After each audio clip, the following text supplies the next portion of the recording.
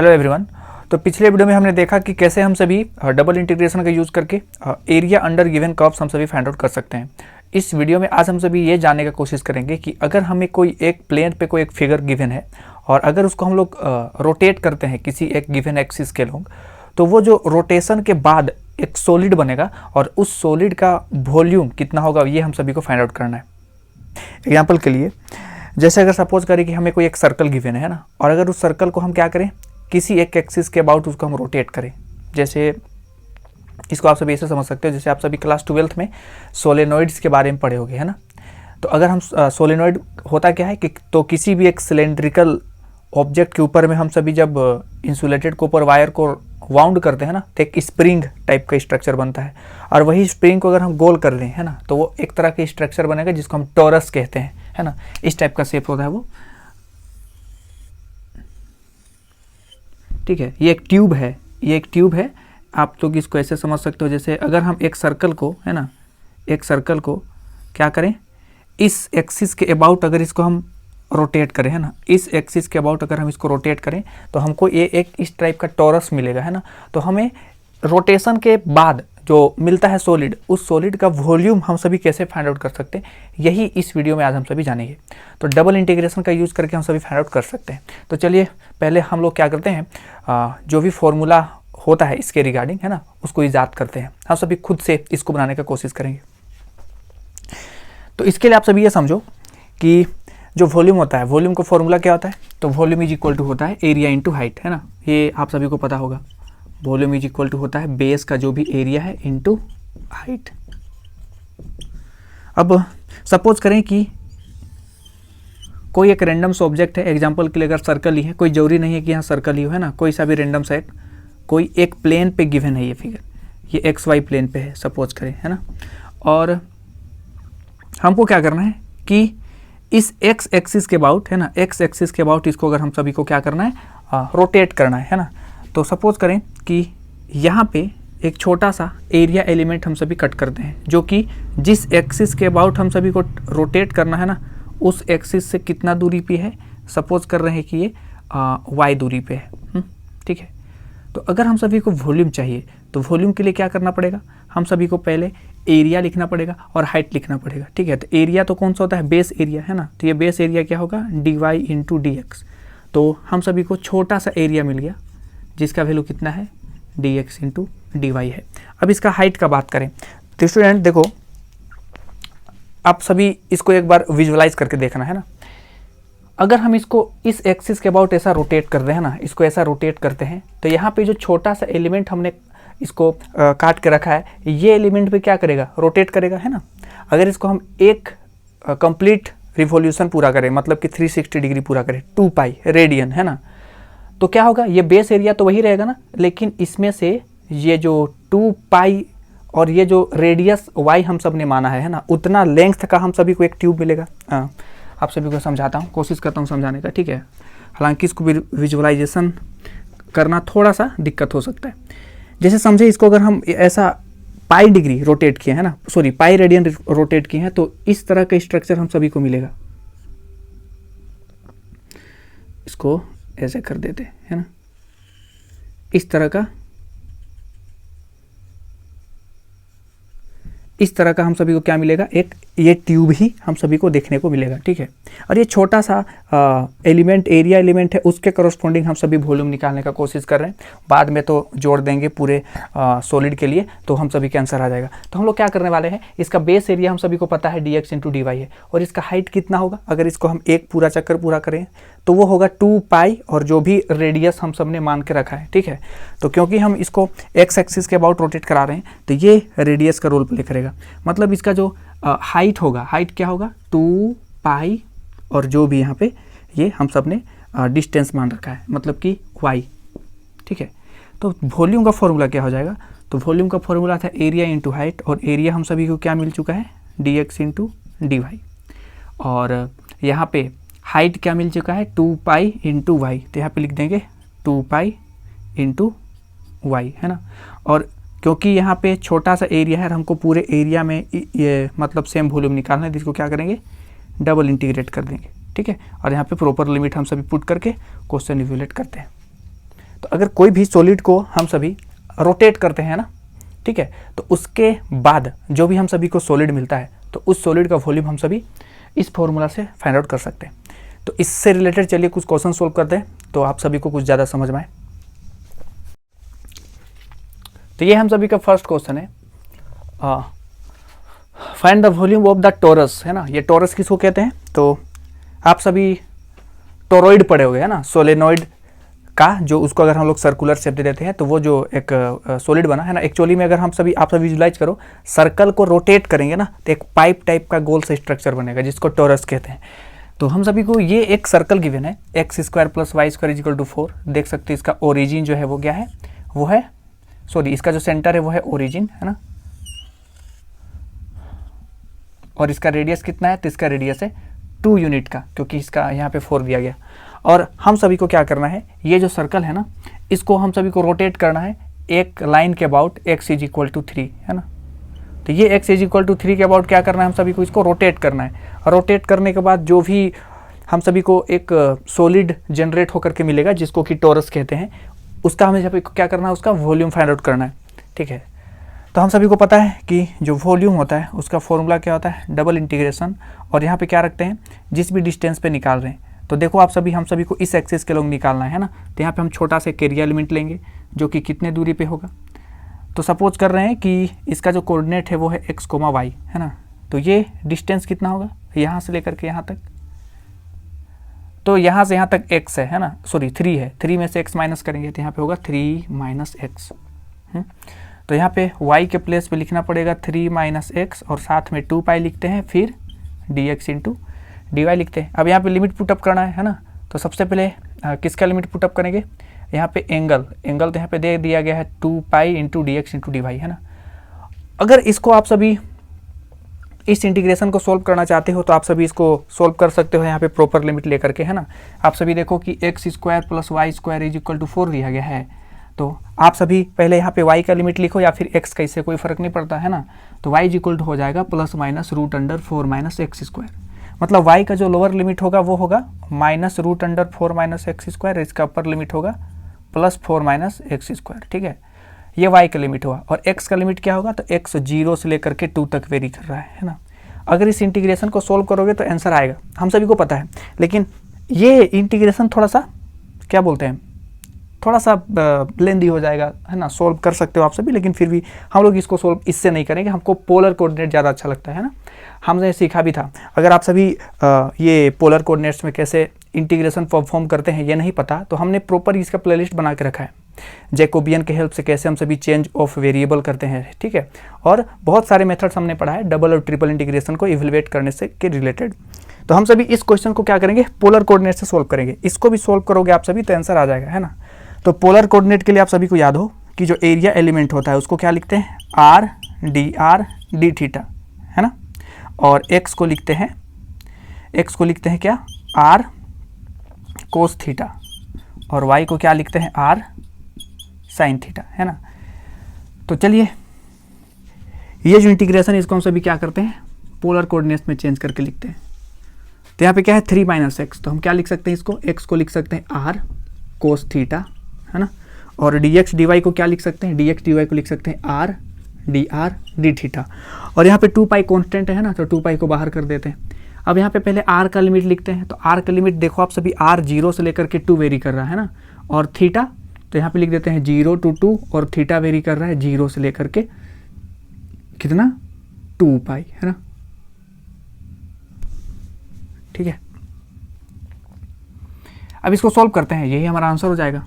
तो चलिए सबसे पहले, क्योंकि ये r का लिमिट है, इस सभी को हम किससे मतलब r के रिस्पेक्ट में इंटीग्रेट करेंगे, तो क्या होगा 3r square by 2 minus r square by 2, sorry r cube by 2 into cos theta into D theta, ठीक है। तो ये हो जाएगा 2 पाई इंटीग्रेशन 0 to 2 पाई, सॉरी इसका लिमिट कहाँ से कहाँ तक होगा, इसका लिमिट होगा 0 to 2, ठीक है। तो अगर हम r की जगह पे 2 पुटअप करें तो ये हो जाएगा 3 2 जा 6 माइनस 8, तो यहाँ पे हो जाएगा 4, है ना, 4 into cos theta into D theta. अब यहाँ पे हम सभी को क्या करना है, इसको आप सभी सोल्व कर सकते हो आगे, है ना। 2 पाई 6 का हो जाएगा 6 थीटा माइनस 4 और कोस का क्या होता है साइन थीटा। लिमिट है 0 to 2 पाई। लिमिट पुटअप करेंगे तो ये हो जाएगा 6 इंटू 2 पाई और यहाँ पे 2 पाई रखने से तो 0 हो जाएगा और 0 रखने से सभी 0 हो जाएगा। 6 2 जा 12, 12 2 जा 24 पाई स्क्वायर, है ना। ये इसका वॉल्यूम आया, इतना जो भी यूनिट होगा इसका, ठीक है, सेंटीमीटर क्यूब पर या फिर कुछ भी। ये था फर्स्ट क्वेश्चन हम सभी के लिए। चलिए सेकंड क्वेश्चन सोल्व करते हैं। ये था फर्स्ट क्वेश्चन हम सभी के लिए। चलिए सेकंड क्वेश्चन सोल्व करते हैं। वॉल्यूम जनरेट होगा एक कार्डियोइड को रिवॉल्व करके, है ना। तो उसको हम सभी उसके एक्सिस के अबाउट ही हम सभी उसको क्या किए हैं, रोटेट किए हैं। एक्चुअली में हम सभी जब पोलर कोऑर्डिनेट्स में इंटीग्रेशन करने का नियम पढ़ रहे थे ना, तो उसमें हम सभी इस टाइप के जो कर्व होते हैं उसको ट्रेस करना सीखे थे। एक्चुअली में कर्व ट्रेसिंग एक अलग टॉपिक है, लेकिन फिर भी अगर आप सभी को नहीं भी आता है ना कर्व ट्रेसिंग, फिर भी हम लोग ये क्वेश्चंस को बना सकते हैं। और सेम मेथड यूज करके आप सभी कर्व ट्रेस भी कर सकते हो रफली, है ना। और उसका एक अलग टॉपिक है जिसको हम सभी अलग वीडियो में उसको हम लोग कवर अप करेंगे। फिलहाल अभी इस क्वेश्चन को ट्रेस करते हैं, है ना। और फिर इस कर्व के अबाउट अगर हम लोग उसको रोटेट करेंगे उस एक्सिस के अबाउट, तो उसमें जो भी सॉलिड जनरेट होगा ना उसका वॉल्यूम फाइंड आउट करना है। मतलब क्या कि चलिए इसको हम सभी प्लॉट करते हैं सबसे पहले, है ना। तो यहाँ पे एंगल क्या होता है 0 रेडियन या फिर 0 डिग्री, यहाँ पे π/2 रेडियन और यहाँ पे पाई रेडियन और यहाँ पे 3 π/2 रेडियन और फिर यहाँ पे 2 पाई रेडियन। ये सब आप सभी को पता होगा। तो चलिए देखिए आप सभी, अगर हम यहाँ पे एंगल 0 रेडियन रखते हैं ना तो cos 0 1 होता है ना। आप सभी इसको देखो r = a × 1 - cos थीटा। तो यहाँ पे देखो आप सभी, अगर r और यहाँ पे हम ले लें थीटा और इनका अगर थीटा 0 लेते हैं तो r कितना हो जाएगा 0, क्योंकि cos 0 1 होता है। अगर थीटा हम लेते हैं 90 डिग्री या फिर 90 डिग्री या फिर π/2 रेडियन, तो r कितना हो जाएगा, r हो जाएगा a। अगर हम एंगल लेते हैं कितना पाई यानी कि 180 डिग्री लेते हैं, तो इसमें r क्या होगा, तो r होगा 2a। मतलब आप सभी देखो जैसे जैसे हम एंगल बढ़ा रहे हैं ना वैसे वैसे r का वैल्यू भी क्या हो रहा है, बढ़ रहा है। तो जब एंगल 0 था तो r का वैल्यू भी क्या था 0। ये है r, है ना, और ये है एंगल, ठीक। तो जैसे जैसे एंगल हम चेंज करते हैं उसके अकॉर्डिंग ये r भी चेंज हो रहा। तो देखो अगर एंगल को हम 0 कर दे रहे हैं तो ये r भी क्या हो जा रहा है, सॉरी हाँ, जब हम एंगल को 0 कर रहे हैं तो r भी क्या हो रहा है, 0 हो रहा है। मतलब कि जब एंगल 0 है तो r तो 0 है। जैसे ही हम एंगल बढ़ाते हैं और 90 कर देते हैं तो r का वैल्यू बढ़ करके क्या हो जाता है, a हो जाता है। सपोज करें कि इस पॉइंट पे a है ना। मतलब जैसे जैसे हम एंगल बढ़ा रहे हैं वैसे वैसे ये r भी बढ़ रहा है, बढ़ रहा है, बढ़ रहा है, ठीक है। और 90 में जाते जाते r का वैल्यू कितना हो गया, a हो गया। देखो आप सभी r यहाँ से बढ़ा, यहाँ पे बढ़ा और यहाँ पे जा करके a हो गया, ठीक है। इस तरह से r वेरी कर रहा है एंगल के साथ में। अब जैसे जैसे हम एंगल को 180 डिग्री करते हैं तो r क्या हो जाता है, बढ़ करके 2a, है ना। तो देखो आप सभी जैसे जैसे एंगल मैं बढ़ा रहा हूँ वैसे वैसे ये जो r है वो बढ़ गया। और क्योंकि ये कोस थीटा है तो कोस थीटा रहता है ना, तो ये एक्स एक्सिस के अबाउट सिमेट्रिक होता है, तो नीचे भी इसी तरह का बनेगा, ठीक है। तो ये हार्ट शेप का एक फिगर बन रहा है, इसीलिए इसको हम लोग कार्डियोइड कहते हैं, है ना। तो इसको अगर हम इसके एक्सिस के अबाउट अगर हम इसको रोटेट करेंगे तो एक सॉलिड जनरेट होगा, उसका वॉल्यूम हम सभी को पता करना है। तो चलिए वॉल्यूम का फॉर्मूला क्या होता है, तो वॉल्यूम का फॉर्मूला आता है डबल इंटीग्रेशन। और जो भी यहाँ पे सपोज कर रहे हैं कि यहाँ पे हम एक एरिया एलिमेंट ले रहे हैं जो कि कितने डिस्टेंस पे है, y डिस्टेंस पे है, तो क्या लिखेंगे यहाँ पे y × 2 पाई × dx × dy, ठीक है। बात रहा लिमिट का, तो लिमिट पुट करेंगे, लेकिन हम इसको कार्टेशियन कोऑर्डिनेट में नहीं पोलर कोऑर्डिनेट में सोल्व करेंगे, क्योंकि यहाँ पे देख सकते हो पोलर वाला कर्व भी दिया हुआ है ना। तो पोलर कोऑर्डिनेट्स का यूज करेंगे, उसके लिए आप सभी को पता है ट्रांसफॉर्मेशन। x को क्या लिखते हैं, x को लिखते हैं r cos थीटा, y को लिखते हैं r sin थीटा, और एरिया एलिमेंट यानी कि dx × dy को क्या लिखते हैं r dr d थीटा। चलिए तो इसको हम सभी चेंज कर सकते हैं।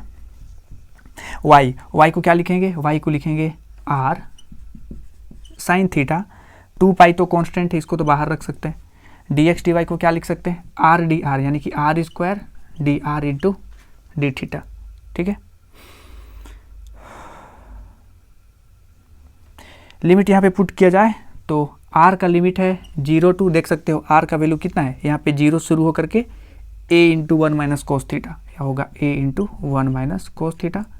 और थीटा कहाँ से कहाँ वेरी करेगा, क्योंकि हम सभी को क्या करना है, क्योंकि इसमें आप देख सकते हो एरिया कहाँ से कहाँ लेना है, 0 से लेकर के पाई तक लेना है ना, तो यहाँ से क्या होगा 0 टू पाई।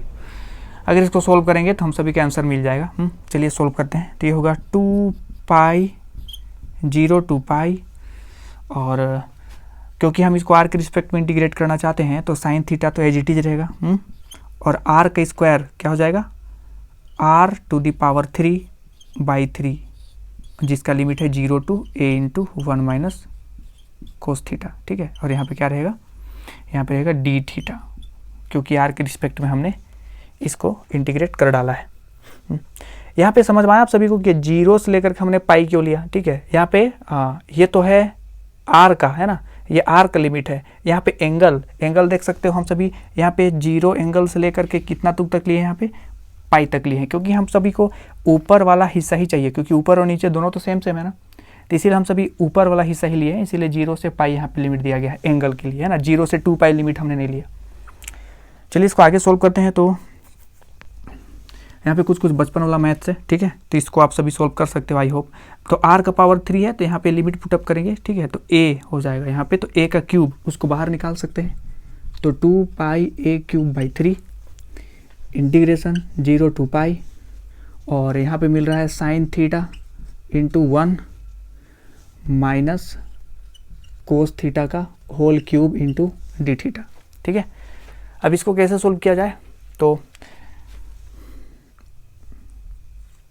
देख सकते हो यहाँ पे अगर कोस को हम t माने तो साइन डी टी आ जाएगा, है ना, यानी कि 1 माइनस कोस थीटा को अगर हम t पुट करें तो इसको लिख सकते हैं sine theta D theta is equal to D T, है ना।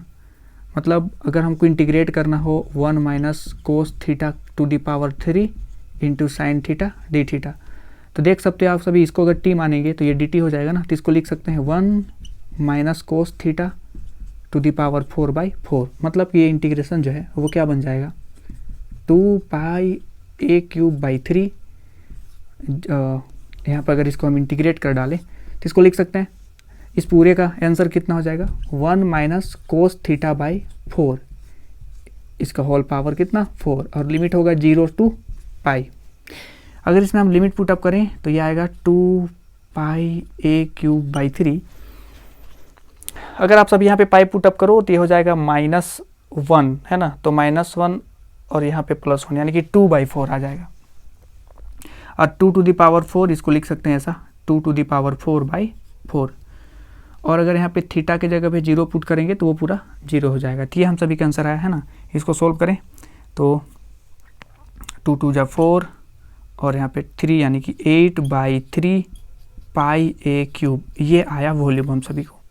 एक्चुअली में जब इसको हम लोग पोलर कोऑर्डिनेट से सॉल्व करते हैं ना मैक्सिमम क्वेश्चन को, तो कभी कभी क्या होता है कि पोलर कोऑर्डिनेट ज़्यादा आसानी से बन जाता है as compare to Cartesian coordinate. तो इसीलिए हम लोग भी क्या प्रेफर करते हैं कि जब भी कभी हम सभी को पोलर कोऑर्डिनेट में, जैसे सर्कल होता है ना जो, तो सर्कल में पोलर कोऑर्डिनेट से का यूज़ करके इंटीग्रेट करना ज़्यादा आसान होता है ना, डबल इंटीग्रेशन इवेल्युएट करना ज़्यादा आसान होता है एज कम्पेयर टू अगर उसको आप सभी कार्टेशियन कोऑर्डिनेट में सोल्व करने जाओ।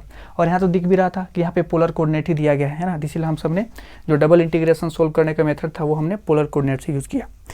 अगर आप सभी को ये पोलर कोऑर्डिनेट्स का यूज़ करके डबल इंटीग्रेशन इवेल्युएट कैसे करते हैं ये जानना है ना, तो इसी प्लेलिस्ट में होगा, आप सभी जाके देख सकते हो, डबल ट्रिपल इंटीग्रेशन। हमने एक्चुअली में वेक्टर कैलकुलस का बहुत अच्छा प्लेलिस्ट बनाया है, उसमें भी ये सारा चीज़ डिटेल में मेंशन्ड है। ठीक है, तो आप सभी उसको जा करके देख सकते हो।